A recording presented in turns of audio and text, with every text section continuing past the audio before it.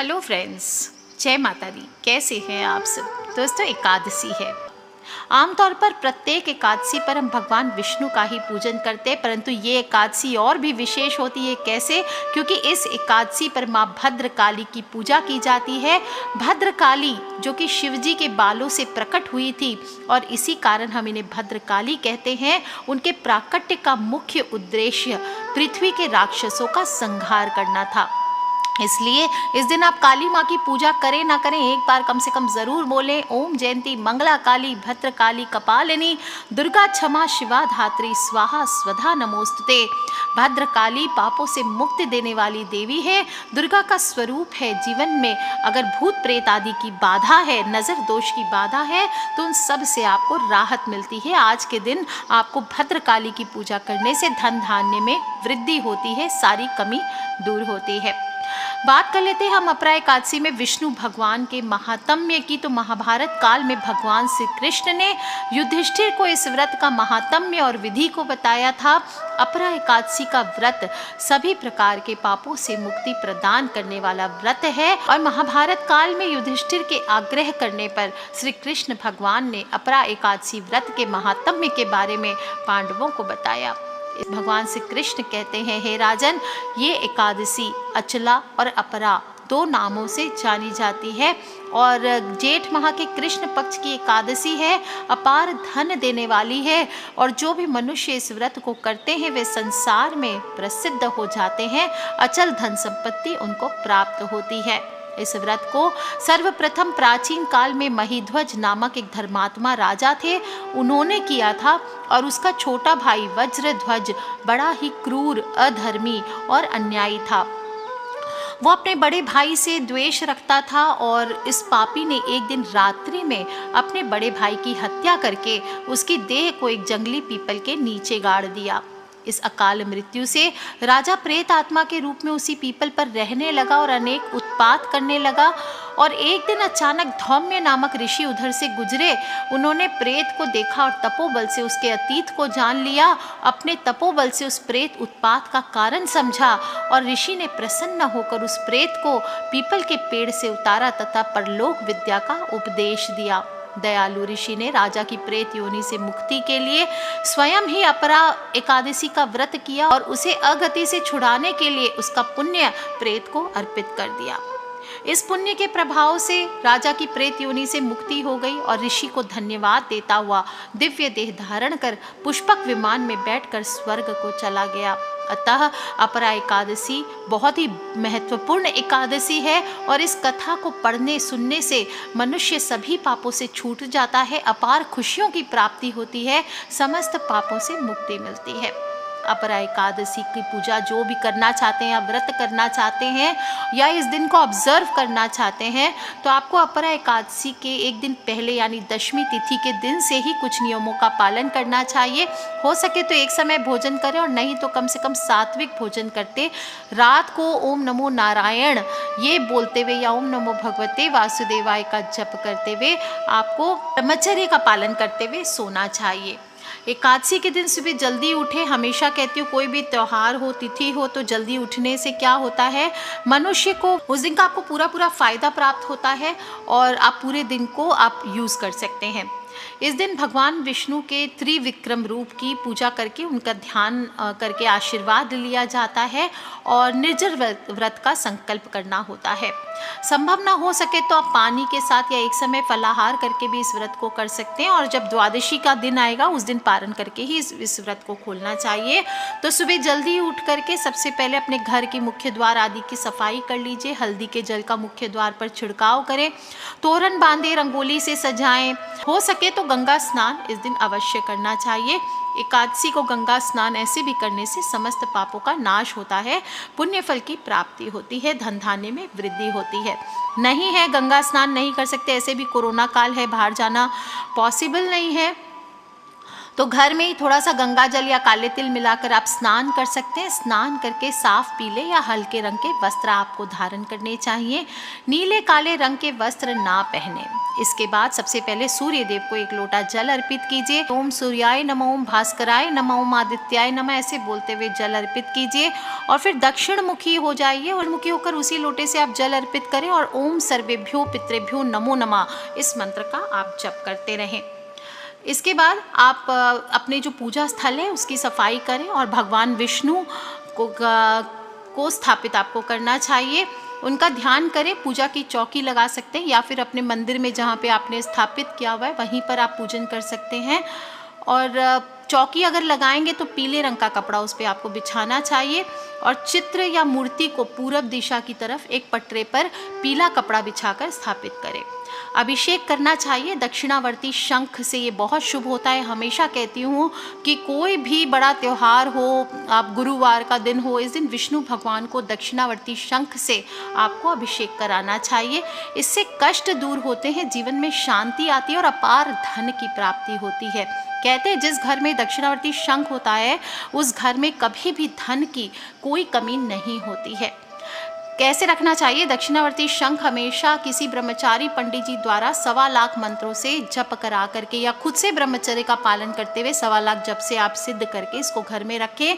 और इससे सिर्फ वास्तु दोष नहीं दूर होता घर का, बल्कि आरोग्य वृद्धि होती है, आयुष्य वृद्धि होती है, लक्ष्मी प्राप्ति होती है, पुत्र प्राप्ति होती है, पितृ दोष शांत होते हैं और विवाह आदि जैसी रुकावटें आपकी दूर होती है। दोस्तों ये लक्ष्मी होती है, ये शंख जो होता है अपने आप में लक्ष्मी होती है, इसलिए इसे भगवान विष्णु के पास अगर आप स्थापित भी करके रखते हैं तो भी विष्णु भगवान बहुत प्रसन्न होते हैं। बस असली शंख आपको आसानी से प्राप्त नहीं होता। जिसका भाग्य उदय होता है, कहते हैं कि जिस घर में जिसका भाग्य उदय होता है तभी इस शंख की प्राप्ति किसी को हो पाती है। दक्षिणावर्ती शंख को जब भी आप लाते हैं, इससे आप विष्णु भगवान को स्नान आदि करा करके आप इसे स्थापित कीजिए। कैसे स्थापित करेंगे? आज बिना आसन के इसको, जैसे किसी भी देवी देवता की मूर्ति को आप स्थापित करते हैं, इसलिए बिना आसन के इसे स्थापित नहीं करना चाहिए। और नित्य नियम से जैसे भगवान की पूजन करते हैं इसी प्रकार से धूप दीप नैवेद्य आदि से आपको शंख का पूजन करना चाहिए। ध्यान रखें, कुछ लोग पूछते हैं कि शंख बजाना चाहिए। दक्षिणावर्ती शंख को बजाया नहीं जाता है, खंडित माना जाता है बजाने वाला शंख, वो पूजा में यूज़ नहीं होता, उसकी पूजा नहीं की जाती है। भगवान विष्णु को माता लक्ष्मी है तो उनको आप इस दिन इस प्रकार से स्नान आदि करा के उनको पीले वस्त्र धारण कराइए, उनको चंदन कुमकुम आदि से उनका पूजन करें। भगवान के आगे दीपक जलाएं, कलश स्थापित करें। भगवान विष्णु को इस दिन चंदन चढ़ाया जाता है। अगर पीपल का पत्ता है तो पीपल के पत्ते पर आपको चंदन रख करके को तिलक करना चाहिए। फिर फल फूल, पान सुपारी, नारियल, लौंग, ये सभी चीज़ें आप अर्पित करें। पीले रंग के फूल, 3 पीले फूल इस दिन चढ़ाएं और तुलसी पत्र ज़रूर चढ़ाना चाहिए। तुलसी पत्र आपको इस दिन नहीं तोड़ना चाहिए और अगर आपको यूज़ करना है तो आप एक दिन पहले ही आप इसे तोड़ करके रख सकते हैं अपने घर पे या कहीं पर भी। और अगर नहीं आपके पास पुरानी तुलसी का पत्ता है तो आप गमले में गिरे हुए जो तुलसी के पत्र हैं वो आप उठा करके उससे आप भगवान का पूजन कर सकते हैं। सभी चीज़ें चढ़ाने के बाद आपको व्रत का संकल्प करना चाहिए और 3 केले एक साथ आपको उस पर आपको स्वस्तिक चिन्ह बनाना है तीनों केले पर और फिर इसको आपको भगवान को अपनी मनोकामना बोलते हुए अर्पित कर देना है। इसके बाद आपके पास पीले चंदन की माला है या हल्दी की माला है, कोई भी, या रुद्राक्ष की माला है तो आप भगवान का उससे आप मंत्रों का जप कीजिए। ओम नमो भगवते वासुदेवाय, ओम नमो नारायणाय, कोई भी मंत्र आप जप कर सकते हैं, जो आपकी इच्छा हो उस मंत्र का आप जप कीजिए। और फिर लास्ट में पूजन कंप्लीट करने के बाद ये जो 3 पीले फूल आपने चढ़ाए हैं, गेंदा, आप सनफ्लावर चढ़ा सकते हैं, कोई भी आप फूल चढ़ा सकते हैं, इसको आप विसर्जित कर दें या किसी गमले में पौधे में डाल देना चाहिए। कपूर हो, चंदन हो, ये जलाकर श्री हरि भगवान की आरती करें। ओम नमो भगवते वासुदेवाय की एक माला का जप करें और फिर सारे दिन मन में सात्विकता से ओम नमो भगवते वासुदेवाय, ओम नमो भगवते वासुदेवाय ऐसा करते हुए आपको जप करते हुए दिन को व्यतीत करना चाहिए। शाम के समय तुलसी के पौधे के आगे केले का पौधा है तो वहाँ पर आपको दीपक जलाना चाहिए और पूरा दिन निराहार रहकर शाम के समय आपको फिर से व्रत की कथा सुन करके फलाहार करना चाहिए। इस दिन आप चाहें तो गीता जी का पाठ कर सकते हैं, विष्णु सहस्त्र नाम का पाठ कर सकते हैं, विष्णु कवच का पाठ कर सकते हैं। इस प्रकार से आपको विभिन्न पाठ करते हुए दिन को व्यतीत करना चाहिए। भजन कीर्तन करें अपने दोस्तों के साथ बैठ करके, या जो भी है तीर्थ यात्रा कर सकते हैं, तीर्थ स्थलों पर जा सकते हैं, वहाँ पर भगवान के दर्शन कर सकते हैं। लेकिन ध्यान रखें, जो भी करें इस दिन दान आपको ज़रूर करना चाहिए, विशेष रूप से आम का, खरबूजे का, केले का या फिर पानी के घड़े का, इसका दान विशेष बताया गया है। कहते हैं कि जिस भी मनुष्य को अपने जीवन में ब्रह्म हत्या तक का पाप धोना है, कोई बड़ा पाप आपने किया है, उससे मुक्ति चाहिए, या फिर कुंभ में केदारनाथ के दर्शन करने से या बद्रीनाथ के दर्शन करने से, पितरों के पिंड दान करने से, सूर्य ग्रहण में स्वर्ण दान करने से जो फल मिलता है, वही फल मनुष्य को इस एक अपरा एकादशी का व्रत करने पर प्राप्त होता है। आपको बता दूं, इस दिन जो लोग भी कहते हैं कि बहुत सारे पति पत्नी में द्वेष आदि हैं, झगड़े आदि होते रहते हैं, तो इस दिन आपको शंख बजाना चाहिए विष्णु भगवान के पूजन में। इससे पारिवारिक द्वेष खत्म होता है। और दुर्भाग्य की मुक्ति चाहते हैं तो कर्पूर और चंदन को एक साथ जला करके श्री हरि की आरती करनी चाहिए। इस दिन कुछ काम भी हैं, आप करेंगे सब व्रत पूजन आदि, लेकिन कुछ काम हैं जिन्हें भूल कर के भी आपको नहीं करना चाहिए, नहीं तो आपके बनने वाले कार्यों में बाधाएं आती है। आपको नमक नहीं खाना है, चावल नहीं खाना है, सात्विक भोजन, अगर आप व्रत नहीं कर रहे हैं तो भी आपको सात्विक भोजन करना चाहिए, उसमें भी आपको नमक, चावल, जौ ये नहीं खाने चाहिए। क्योंकि आपको मैंने बताया हुआ है दूसरे वीडियोस में कि मेधा ऋषि की रक्त की बूंदें मानी जाती है चावल और जौ, इसलिए वो सेवन नहीं किया जाता है। और नमक आप खाना चाहते हैं तो सेंधा नमक का सेवन कीजिए, ये अच्छा रहता है। इस दिन सुबह जल्दी उठना चाहिए, दोपहर को भी नहीं सोना चाहिए, दिन भर ओम नमो भगवते वासुदेवाय का जप करते हुए व्यतीत करें, और रात में भी आपको जागरण हो सके तो करना चाहिए। जुआ आदि नहीं खेलना चाहिए, नहीं तो परिवार और कुटुंब नष्ट हो जाता है।